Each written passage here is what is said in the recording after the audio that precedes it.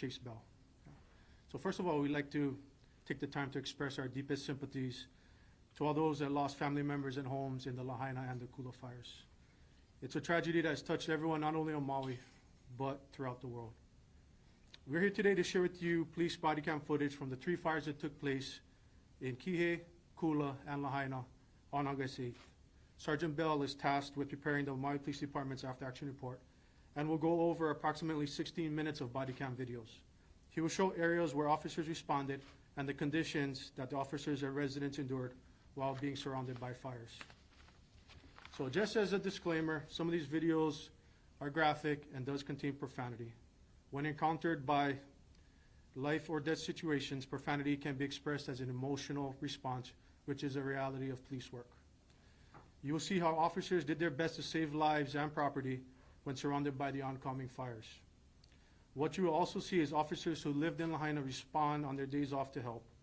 One officer who was working and lived in Lahaina couldn't check in his own family to include his newborn baby. He did not know if they got to safety as he was helping other families evacuate. What is not said is that of the 13 Maui Police Department officers and staff members that work and live in Lahaina, 11 of them lost everything, to include family members and their homes. We can't forget our officer who lived in Kula, who lost his cottage and had his house burned by the Kula fire. So to say that the Maui Police Department did not do their due diligence to save lives is false. So, following Sergeant Bell, Chief Pelletier will give his closing remarks. So, Sergeant Bell. Thank you, Chief. Again, I'm Sergeant Bell. What we're showing here today, we're highlighting some of the actions by our officers on August 8th. It also shows members of the community and other first responders taking action to help save everybody they could. This first video is going to be of the morning fire, starting at 6:41 a.m. There's going to be 2 videos, and they're at a residence off of Ho'okahua Street, or they're at residences off of Ho'okahua Street. The first clip shows an officer who had already been attempting to evacuate this particular residence for a few minutes before electing to kick down the door. Another officer will arrive shortly after, and they'll both evacuate this party in a police vehicle. You'll see the fire in close proximity to the residence as well.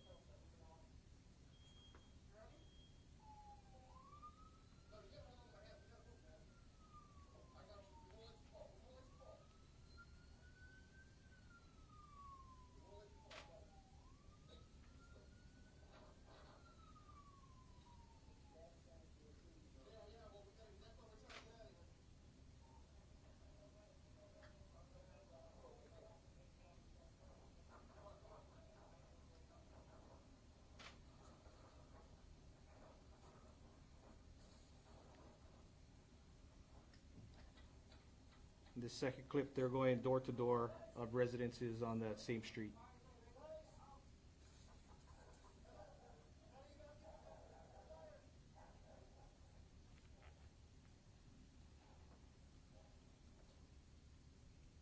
So this clip is also in the morning. This is one of the same officers from that first clip we showed. And this officer still has that male in the back of his patrol vehicle, and he's conducting announcements via PA to evacuate the neighborhood.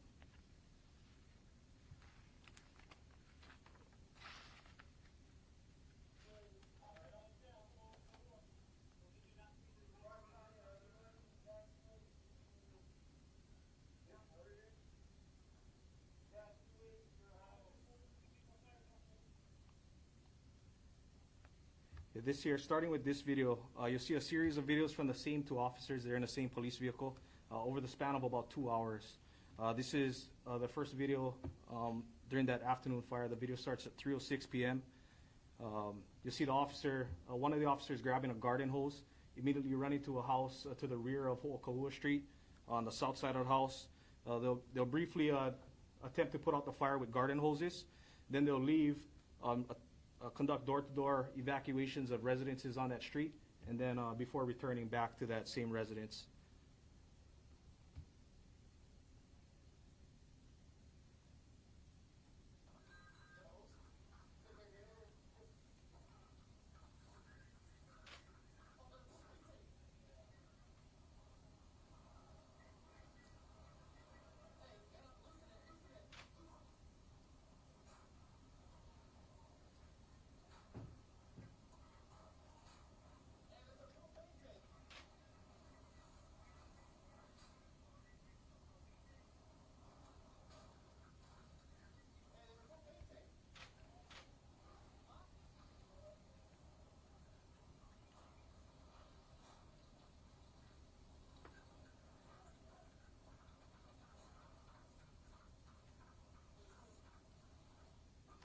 This is a continuation of the same video. They're just running up the street, conducting door-to-door evacuations here.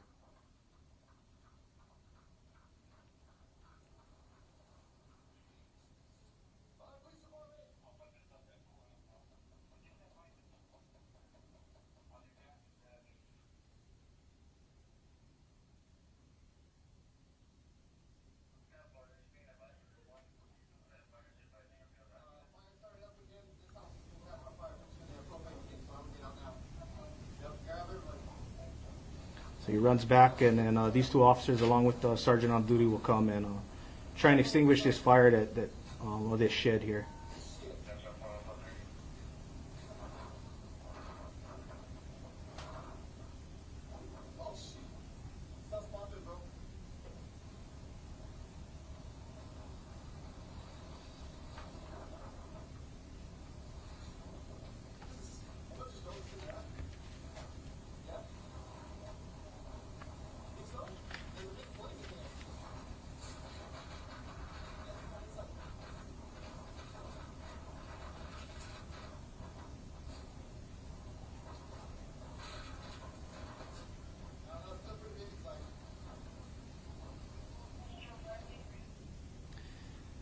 This next video is, these same officers stayed there until about 3:22 p.m.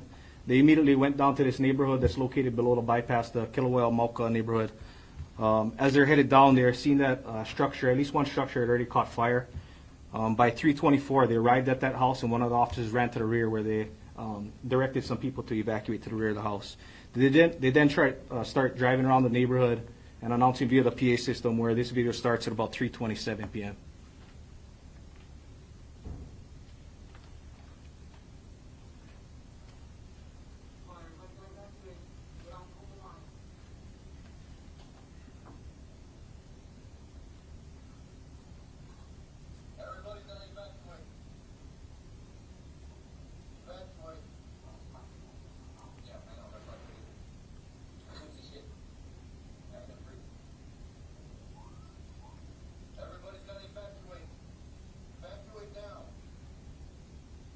So what that officer is talking about is, and it's going to be in the full release, right? What that officer is talking about, he couldn't see anything and he couldn't breathe.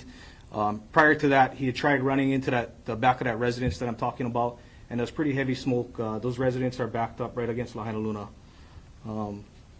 Again, these are these same officers. They continued those PA evacuations in the neighborhood and identified that traffic was starting to back up on Lahaina Luna Road headed Makai, as well as out the other exit, which is out of Komomai, the newer neighborhood, which then goes out to Kuoa Street and then to Keawe, which you see here.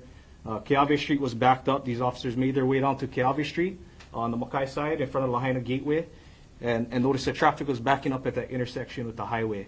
At this point, they're able to direct traffic into the Lahaina Gateway parking lot, as well as onto highway, to try and get vehicles, basically to end that chain reaction of vehicles stuck up in Lahaina Luna, in that Kilauea Mauka neighborhood. So that's that video you see here.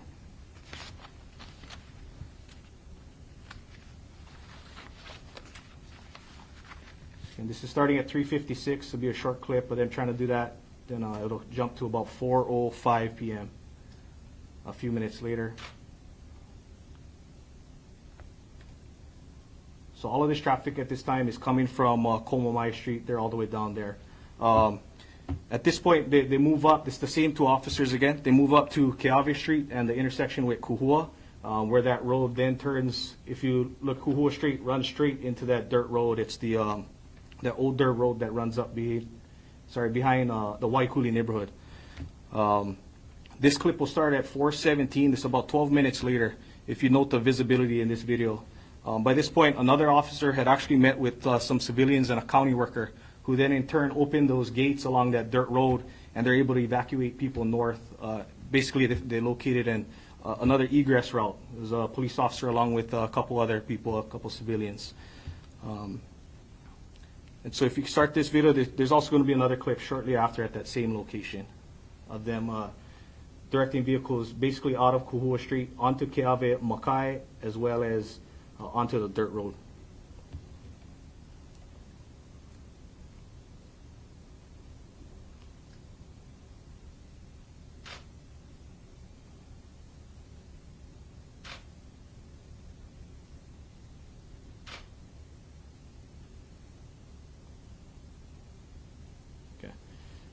Prior to this, visibility was pretty poor up on the bypass, and there's no vehicles really traveling the bypass, though they weren't sending vehicles because the fire started Malka that bypass. By this point, at about 4:32, there's these two officers then moved up on the Lahaina bypass. At this point, they're stopping vehicles from heading into Lahaina, so north on the bypass towards Keawe, and they're trying to get vehicles south to head towards, I guess, Olowalu, or south towards the Wailuku direction. That's where this video is here.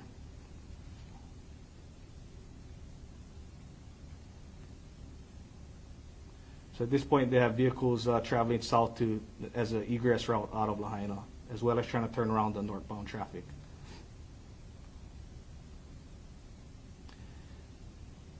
Again, these same two officers, once the bypass was pretty clear of vehicular traffic, they moved to the south side of Lahaina town. This is at Hokiokio Road and Honoapi'ilani Highway. This video here, you'll see a number of things. They are on Hokiokio Place. They're looking Makai bound towards the highway, and you'll see vehicles coming up towards them, coming Mauka, at which point they're turning them back south on this road that runs parallel to Honoapi'ilani Highway. You also see vehicles headed southbound in the distance out of on Honoapi'ilani Highway past that Hokiokio intersection.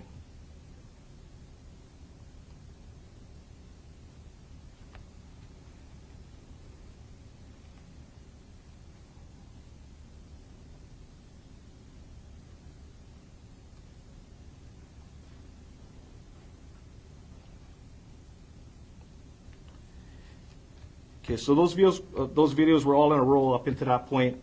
This is going to cut back to about 4:10 p.m. on the opposite side of Lahaina at the north side of Front Street and Honoapi'ilani Highway at Fleming there. So this video will show that, and cars coming out of Front Street and turning northbound. There are police vehicles blocking the southbound lanes of travel, and as the video pans, you'll see the line of vehicles still attempting to head south towards Lahaina town. And also on the radio, you'll be able to hear another officer who's just north of this officer's vantage. There's an officer just north at Leali'i Parkway. He's calling over the radio that some people advised him that the poles are starting to fall north of that Leali'i Parkway intersection. And that became a problem later, as that blocked all of the northbound lanes out of Lahaina on the highway there.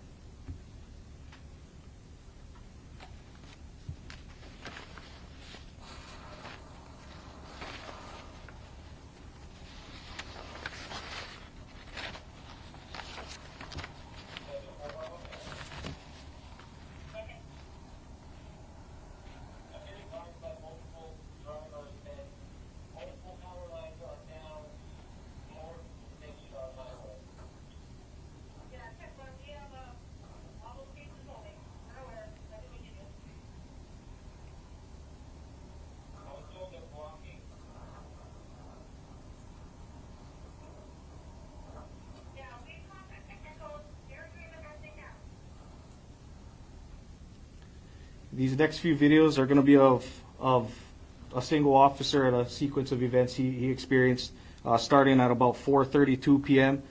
This is up in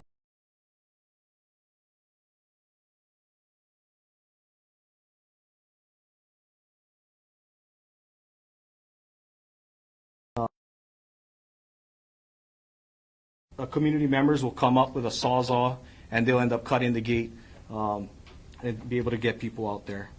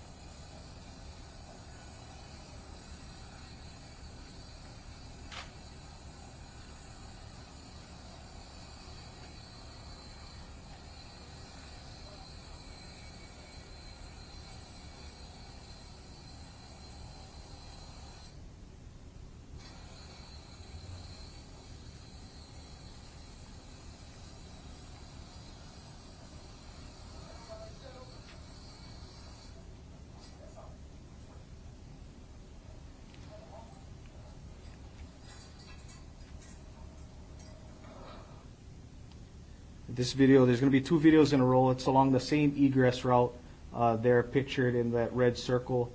There's going to be two gates that they end up having to get through. The first, you'll see the officer pull up. There's already community members attempting, and they're able to get the gate open a little bit. The officer comes up, attaches those tow straps, and it'll rip the rest of the gate open so vehicles can pass through. You also see an officer that was off duty at the time. He had to evacuate his family, and then he's assisting that officer there on scene.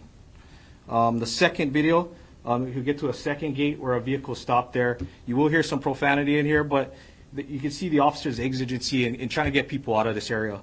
And you'll also notice directly next to that second gate they get to, there's a fully engulfed structure right next to it.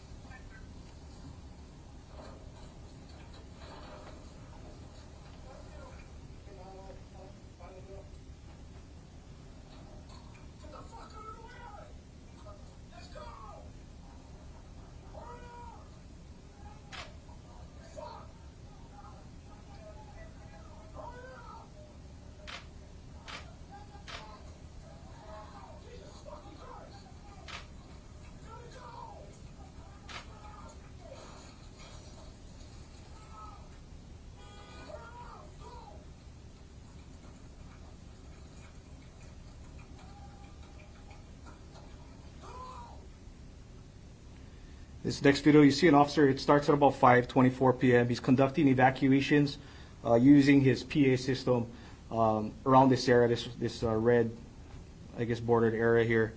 But what is not shown is pretty important, and some of it will be on the body worn camera release. What is not shown is he had a pretty important, he took some pretty important actions here.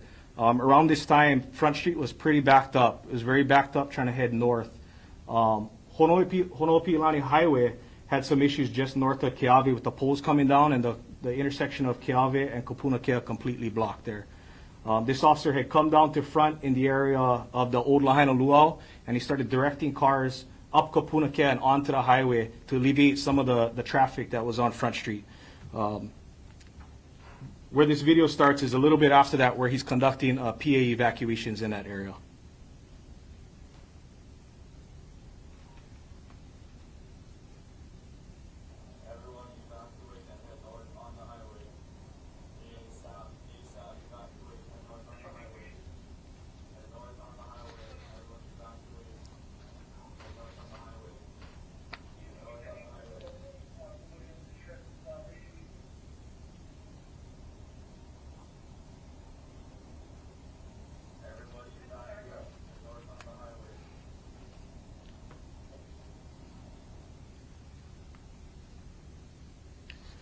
This video will show an officer doing multiple door-to-door evacuations in the Kahoma Village neighborhood.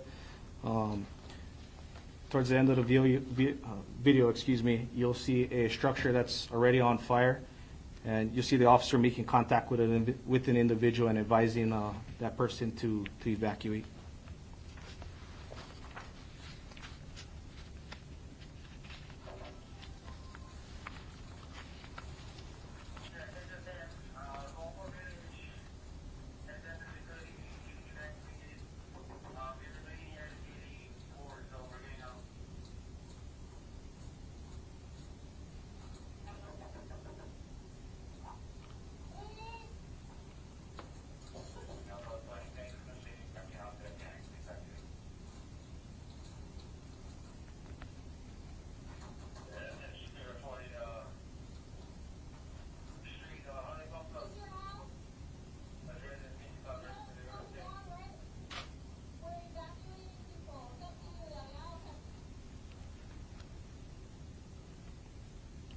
This year, it's going to be the food land in Lahaina, and the coffee bean, the coffee bean and tea leaf right at the food land in Lahaina.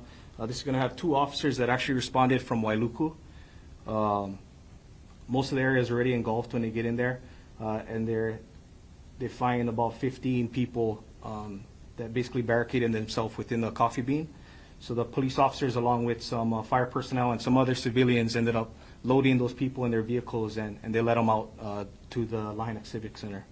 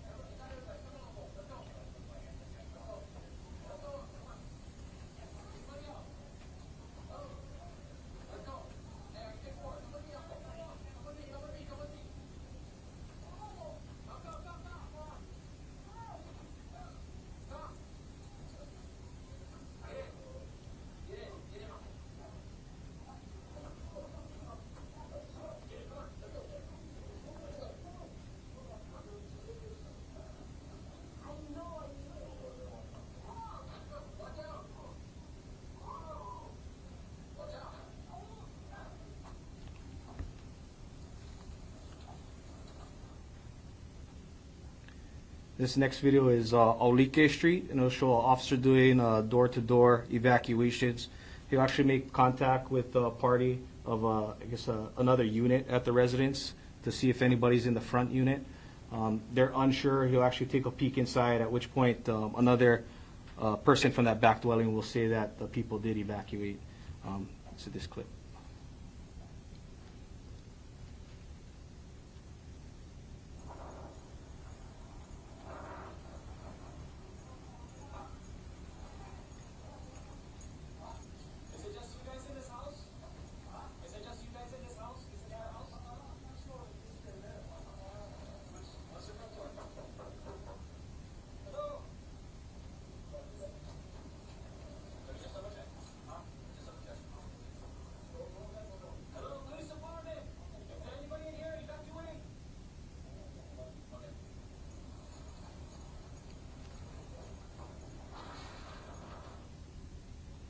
This next clip is going to be in Kula. This is off of Pulehu Nui Road. This is where the fire was fast approaching this area. This officer was actually doing proactive evacuations in the area. And that's where he's met with the individual on the property. He says that he's looking for a mother and son, at which point the officer realizes he already had made contact with the son, but they end up searching a part of that property anyway here.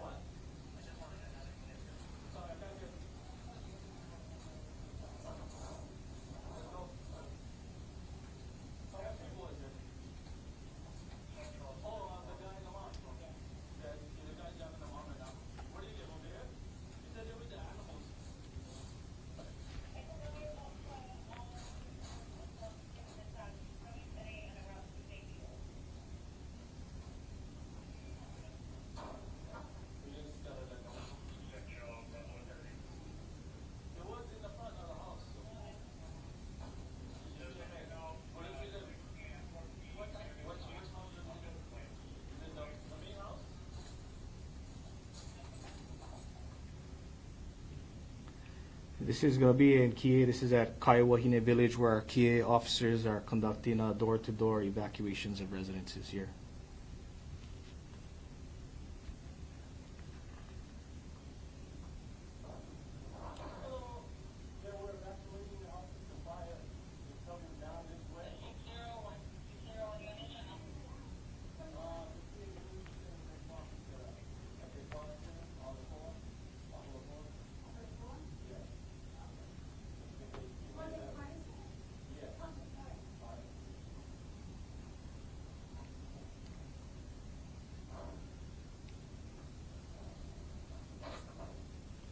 This is going to be of other Kie patrol officers simultaneously evacuating Ho'olike Street as well.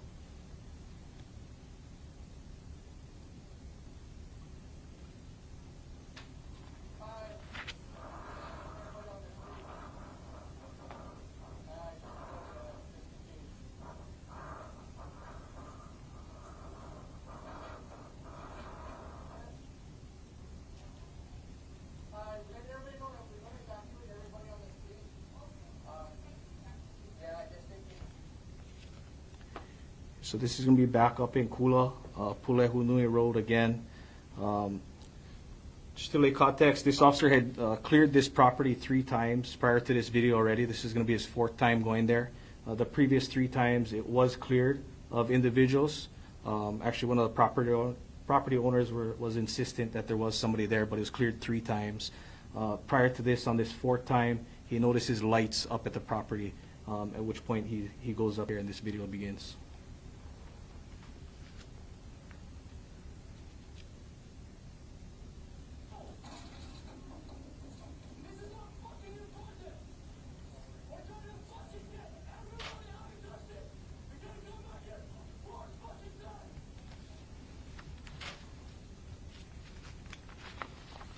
This is also upcountry. This is off of Pulehu Road here. We have multiple officers. A tree had fell blocking a driveway where some parties couldn't evacuate. So we had a number of officers there. One who actually had carried his personal chainsaw and he's cutting the tree in front of the house and they're hacking it with a machete as well.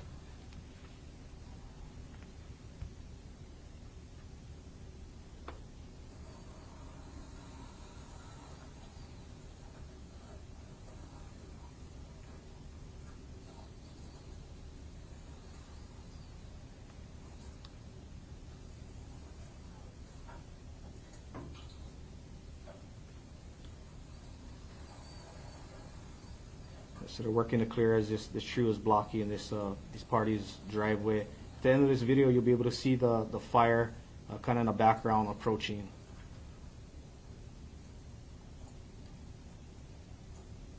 Kind of off on the left side there.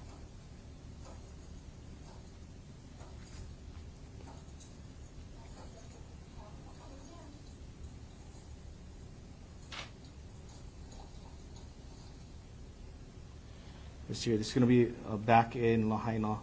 This was actually a Kie patrol officer who was off duty that day and responded to assist looking for work. In the parking lot of Lahaina Cannery Mall, he located an individual who did have some severe burns. They communicated with fire department personnel. This officer ends up putting the individual in the back of his patrol car and transporting him all the way to the hospital. And this video can be graphic for some.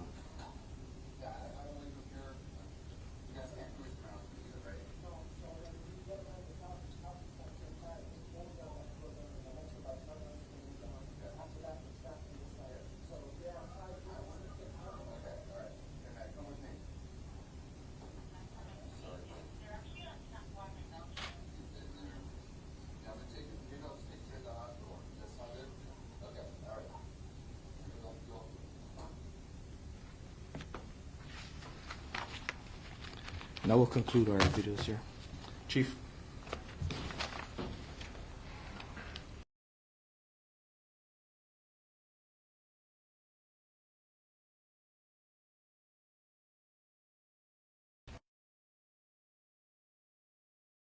For this entire community.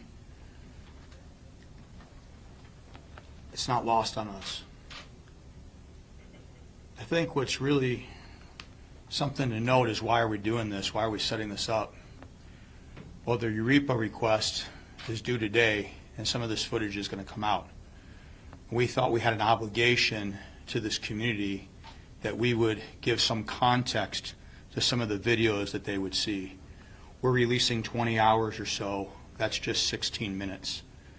And so for us to release all that and not tell this tale would not be right. We are sorry for all those who suffered and lost. There's a lot to unpack with what you just saw. I want you to think about this. From the very beginning on the 8th, you saw officers saving lives. You saw officers going into houses and getting people out of harm's way. You saw evacuations being done a little bit after 3 o'clock that same day. It's not just us talking about it like we did in the September Police Commission meeting.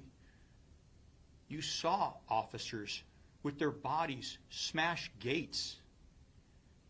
You saw people do everything they could, literally standing while fire is going on, knowing that there's propane tanks. MPD did that because it was the right thing to do, because that's what they're trained to do. There's been multiple narratives about what took place on the day of those fires. This body-worn camera footage makes it very clear and convincing that the Maui Police Department, the men and women of MPD, went above and beyond. And their actions reflect the finest tradition of this noble profession. I and this staff could not be more proud of MPD. God bless them. God bless you. Mahalo.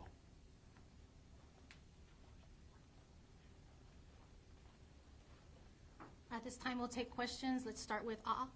Okay, so after reviewing all of this footage, are there any lessons learned, areas of improvement identified at all? Okay, so the question is, after viewing all the footage, if there's any lessons learned or areas for improvement. You know, that's a great question, and if I may just expand on it just a little bit. We just put these videos together at about 12 weeks from the time of the incident. We just started our after-action review about 8 weeks ago.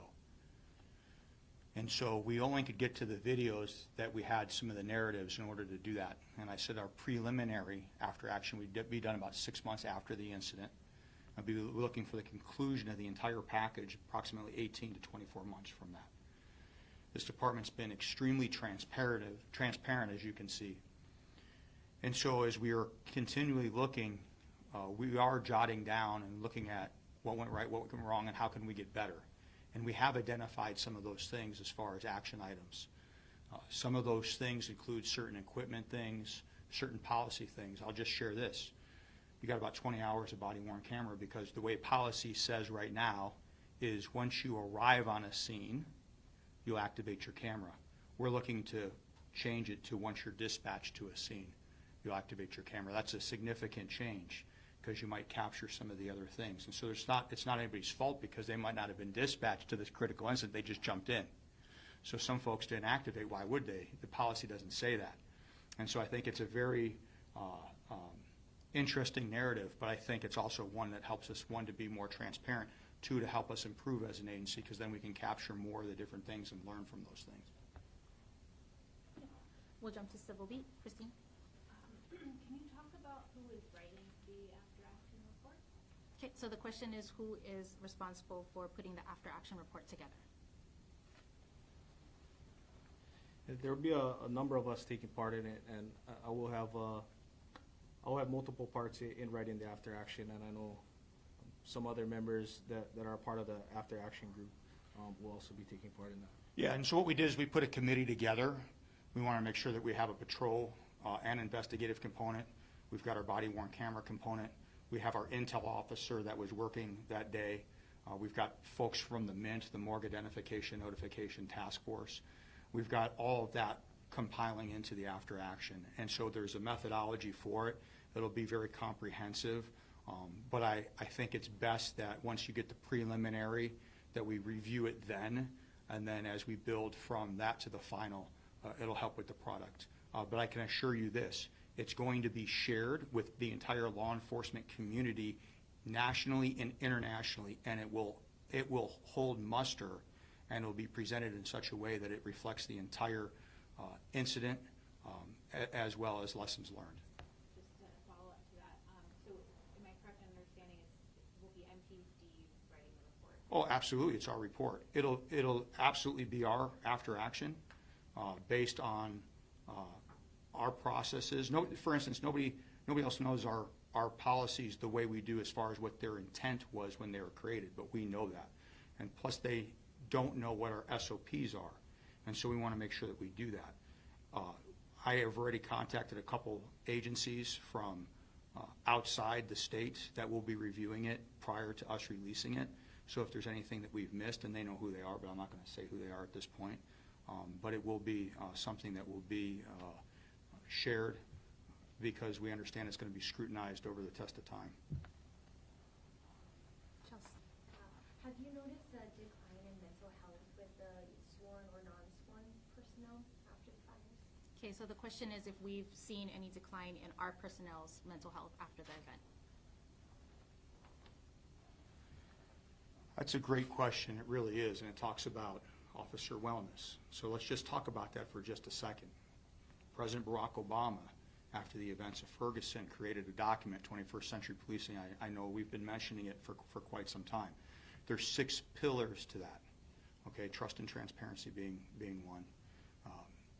One of them is wellness, and I would liken it to the 6 legs of the table. To me, that one particular pillar seems to be ignored a lot. We talk about these other pillars, and rightfully they're all important. But this one here is key because that's our people. That's their families. It's not just telling them you love them, it's showing you love them. And so what we are committed to do here is to make sure that we have the most comprehensive wellness program possible. We didn't just start this on the 8th of August of 23. We've been putting this into place for quite some time. And we're going to look at every single aspect of officer wellness that we can to make sure that all of our people, sworn and non-sworn, have all the resources available. So as of now, they have a chaplain program that is fantastic. We actually have family members that are chaplains, and they've been engaged with our people from the moment of this onset. We have peer counselors. Again, these are department members that understand critical incidents, and they're there for them. We have had, for the last several years, a psychologist that we pay for that does monitoring of our employees, and our employees can actually have sessions that the department pays for that the employee can attend. We are, later this month, bringing in the Department of Justice, Bureau of Justice Administration, and their Valor Initiative, which is the largest comprehensive program that the government offers, and we are about to have one of the biggest programs they've ever compiled. And we're going to do that with a level that really has never been done before. And we have a meeting in 2 weeks for the initial kickoff. That's one of the things that we had gleaned from the IACP that we had attended. There are other things that we're looking at, but I can tell you this, that our people know that if it's okay not to be okay, and we don't just say that, we're doing proactive measures. If we identify something, we'll have hot washes, and believe it or not, even though as painful as this may be, there is some maybe some closure or some ability for us to even just tell this, which does help the narrative. And so if we see that something's not right, we identify it, but we don't just throw a word and say wellness and give it, well, you know, it's just wellness. Maybe 50 years ago, this culture, that's what you did. That's not what MPD does, and we're going to continue to monitor our people and make sure they're okay. What are hot washes? Discussions, like after action, but it's more of a formal, more of an informal discussion with those that would be involved. So maybe like on a critical incident, like a smaller scale, let's say you maybe had a child death, you might have the supervisor pull in the team, talk about that event. and see if that anybody's having any issues they want to talk about. That'd be an example. Okay, we'll circle back for one more. Oh, I'm sorry, did you have anything on behalf of, no? Okay. We'll circle back. Oh, okay. Christina? Yes, so for how many officers is footage available, and did some not activate their cameras? Okay, so the question is for how many officers we have the footage and how many aren't available? Chief? Yeah, I don't have the exact number of how many officers did not have their, have footage from body cams. And for those, there's a variety of reasons. As the chief stated, a number of the officers responded straight from home that day. Some of the officers had been working from that morning, at which point there's going to be the beginning of some of their videos, and you'll see the videos die because the batteries die on the cameras. And then as well as a number of officers in the moment did not activate them at certain points in there. Just based on the different circumstances, it depends. But we do not have the exact number of officers that did and did not. Not right now, I don't, sorry. I noticed some of the ones you showed, there was no sound. Is there a reason why? Yes, there's a option on the cameras when officers are conferring with each other or on something, or they do have the option to mute their camera. At which point that footage was muted and never turned back on at that point. There's also a 30-second delay when you activate. So the way we set up the cameras here, and this is very consistent with different law enforcement agencies, it's not just MPD. Once you activate the camera, it'll go back 30 seconds, and it'll capture the past 30 seconds, but it's only once it gets past that initial 30 seconds, then the audible kicks in.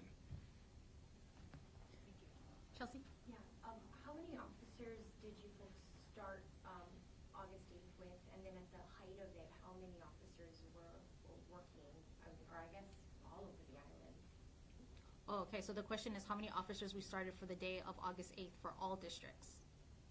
And then at the height? And the height of it, yeah. I think at this point, we only have the information for Lahaina district. Okay, for that one, yeah. Yeah, sorry, right now I only have the information from that day for Lahaina on the number of officers.